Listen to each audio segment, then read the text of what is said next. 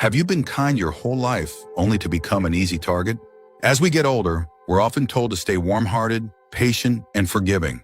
But the truth is, if you don't learn to live a little colder and more detached, you might just end up drained, manipulated, and exhausted. This video reveals 6 strong reasons why living coldly after 70 means protecting your peace, not being harsh. Each of these 6 insights is rooted in something many of us discover later in life, that being overly available, overly emotional, and overly agreeable can slowly chip away at the life we worked so hard to build. The lessons you'll hear today are not about closing your heart. They're about choosing wisely where you open it. They're about learning how to give without being emptied, how to care without being consumed, and how to remain kind without being used. Stay tuned until the end, because one of the final points might just shift how you see the rest of your life. It's something most people don't realize until it's too late, and once you understand it, you'll wish someone had told you sooner. Let's get started. Number 1, emotional detachment protects your peace. The older you get, the more precious your peace becomes, and one of the best ways to protect it is by letting go of the emotional entanglements that once felt so necessary. Emotional detachment doesn't mean you stop caring. It means you start choosing where your care goes. After 70, not every argument deserves your energy. Not every family conflict needs your intervention. Not every unkind word needs a response. You've earned the right to keep your heart from being pulled in every direction, especially by people who expect more from you than they're willing to give. Sometimes we confuse love with obligation, but real love doesn't ask you to lose sleep over someone else's chaos. It doesn't demand you fix what was never yours to carry. When you begin to detach emotionally, what you're really doing is drawing a quiet line between what affects you and what doesn't. And that line becomes the boundary that preserves your sanity. You can still care about someone without absorbing their pain. You can listen without offering a solution. You can be present without being drained. Take Robert, for example. He's 81 and used to be the emotional rock for his extended family. If there was an issue, a disagreement, a hurt feeling, a birthday missed, he was the first one called. For years, he responded right away, tried to mediate, tried to smooth things over. But he started to realize that his own days were growing shorter, and yet so much of his energy was being spent on problems that weren't his. These days, Robert listens, but he doesn't fix. He supports, but he doesn't chase. And in doing so, he's found a peace that had been missing for decades. Living with emotional detachment means accepting that not every battle is yours to fight. It means walking away from drama even when you're invited in. It means choosing silence over stress, distance over damage. When you live like this, people might say you've become cold, but what they really mean is you've stopped being convenient. You've stopped being a sponge for their emotions and started being the protector of your own. And that shift, that's where freedom begins. Because when you stop carrying everyone else's emotional baggage, your own path gets lighter. Your mornings feel calmer. Your nights grow quieter. And that peace, the kind that doesn't shake with every text or tremble at every phone call, is worth everything. Number 2, saying no without guilt preserves your energy. After 70, your time and energy are not just valuable, they're sacred. And one of the strongest forms of self-respect you can practice is the ability to say no without drowning in guilt. For decades, many of us were trained to be agreeable, to accommodate, to say yes, even when we meant no. But that kind of living leaves you tired, used up, and quietly resentful.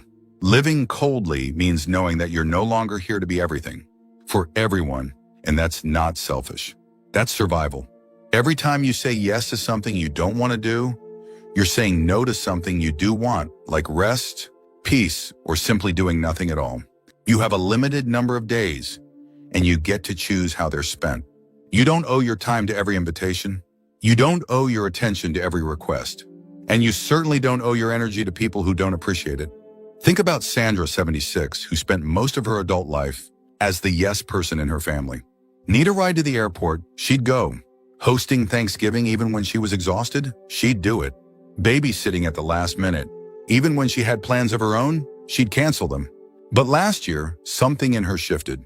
She began to understand that always saying yes had quietly stolen years of her joy. Now Sandra says no, and she says it kindly, firmly, and without explaining herself. And you know what happened? The world kept spinning.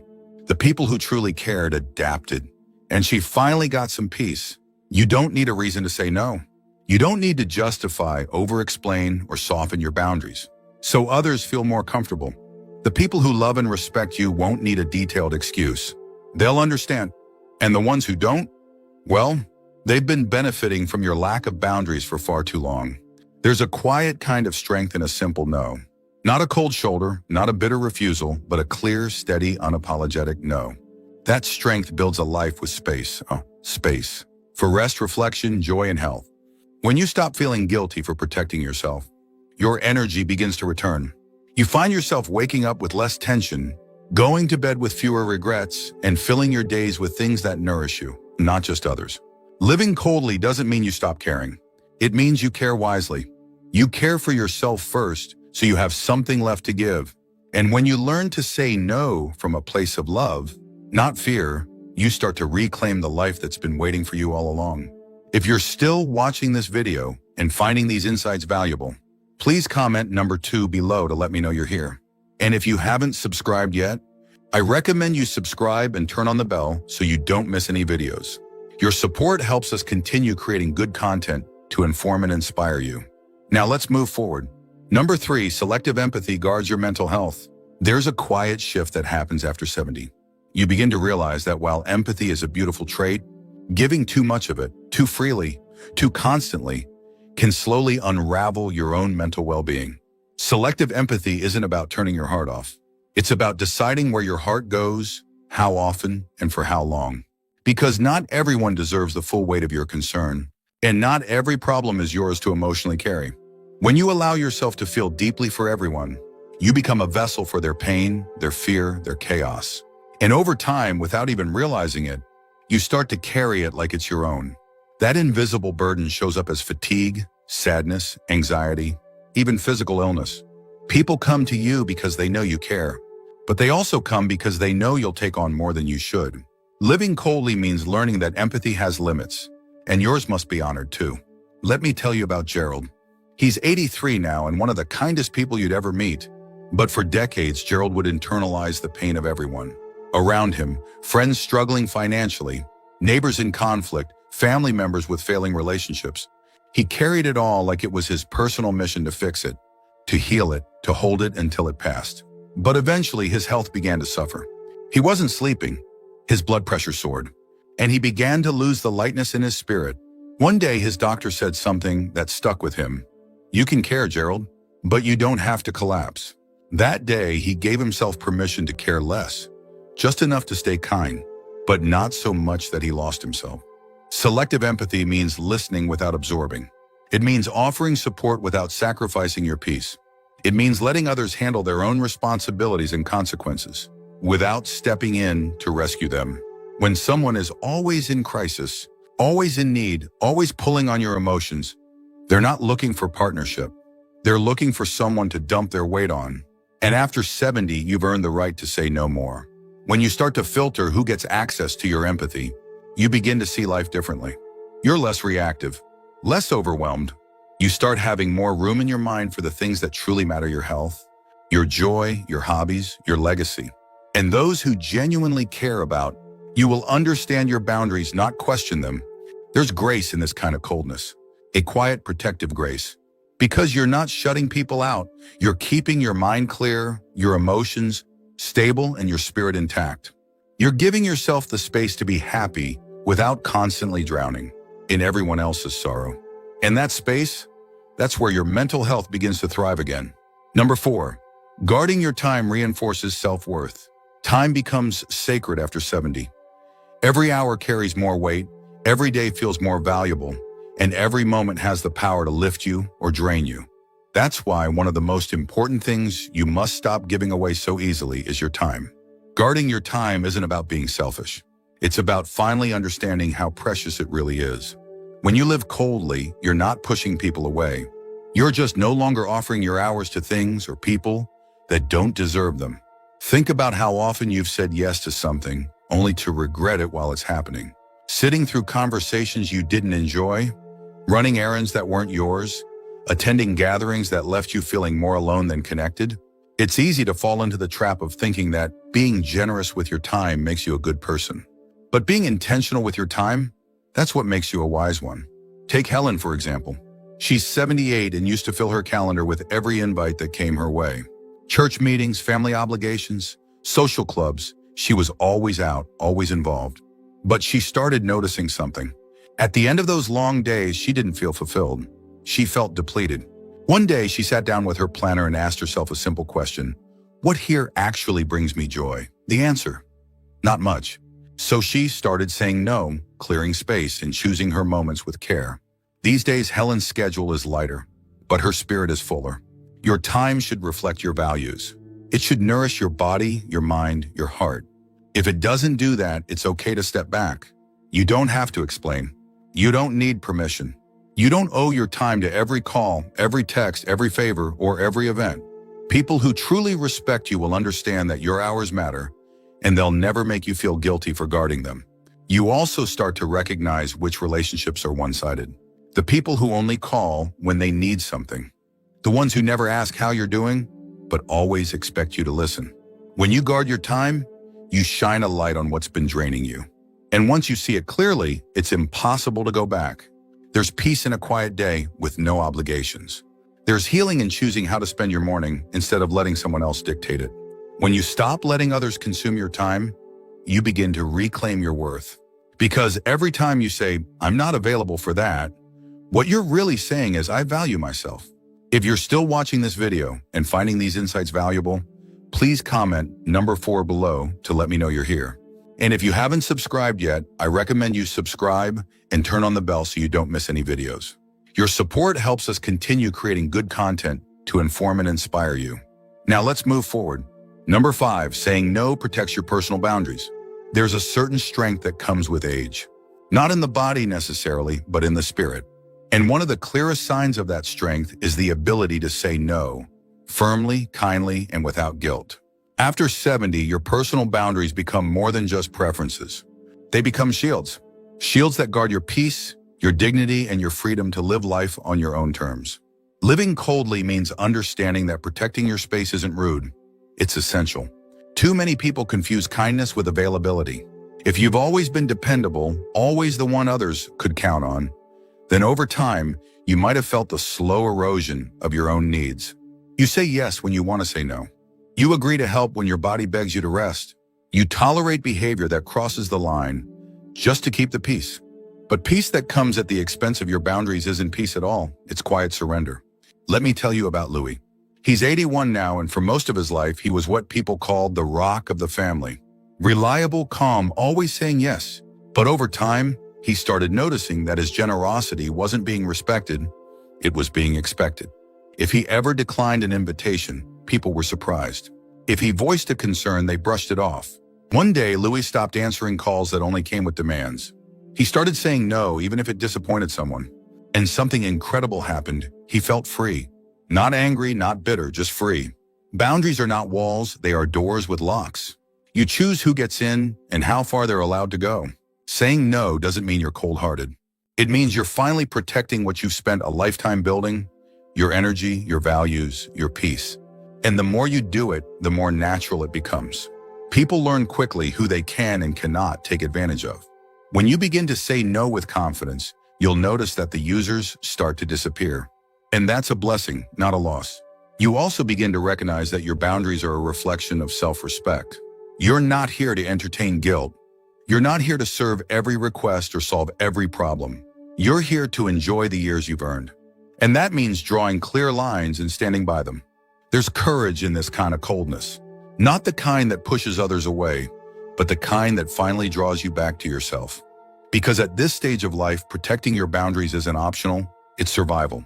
And every time you honor those boundaries, you reclaim another piece of your power. Number 6, detaching from outcomes brings true peace. There's a quiet kind of power that comes when you stop trying to control everything. After 70, one of the most freeing things you can do is let go of the need to manage how others behave, how situations unfold, or how people react to your choices. Living coldly isn't about indifference, it's about emotional clarity. It's the understanding that your peace no longer depends on things going your way. And that in itself is a kind of mastery. When we're younger, we pour energy into things we can't control. We try to fix people who don't want to change. We overthink our words, hoping they'll land just right. We dwell on mistakes, on regrets, on what-ifs. But with time, it becomes clear no amount of worry has ever improved an outcome. No amount of overfunctioning has ever brought lasting peace. Detachment isn't giving up, it's stepping back so you can breathe. Eleanor, who's now 84, used to worry constantly about her children's decisions. She'd lose sleep over their finances, their relationships, their choices she couldn't agree with. But one day she realized something. Her worry wasn't helping them, it was hurting her. So she made a decision. She'd offer advice when asked, love them unconditionally, and trust that they'd figure things out. Since then, her mind is quieter, her body feels lighter, and she smiles more. Not because life is perfect, but because she stopped trying to control what never belonged to her. When you detach from outcomes, you start to reclaim your time, your energy, and your joy. You no longer feel the need to chase approval, fix everyone's problems, or make sure everything runs smoothly. You learn to let conversations end without resolution. You allow others to be wrong about you. You stop explaining yourself where it's not needed. This doesn't make you cold-hearted, it makes you wise. It means your emotional thermostat is no longer controlled by other people's behavior. Whether someone is grateful or not, polite or not, present or not, you stay grounded. You stay steady. You no longer spiral because someone else is spinning. That's what it means to live coldly, to live with emotional independence. At this stage, peace becomes the priority. And peace isn't found in control, it's found in surrender. Not the surrender of values, but the surrender of outcomes. You show up with love, with honesty, with effort, but you release the need for results. That kind of release isn't easy, but it's transformative. If you're still watching this video and finding these insights valuable, please comment number 6 below to let me know you're here. And if you haven't subscribed yet, I recommend you subscribe and turn on the bell so you don't miss any videos. Your support helps us continue creating good content to inform and inspire you. Now let's move forward. Final thoughts. As we wrap up this video, take a moment to reflect on what we've explored. Living coldly after 70 doesn't mean shutting down your heart or walking through life with walls up.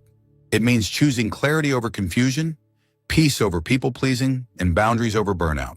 It's about finally putting your well-being at the center of your decisions. Not because you've stopped caring, but because you've started caring more about the right things.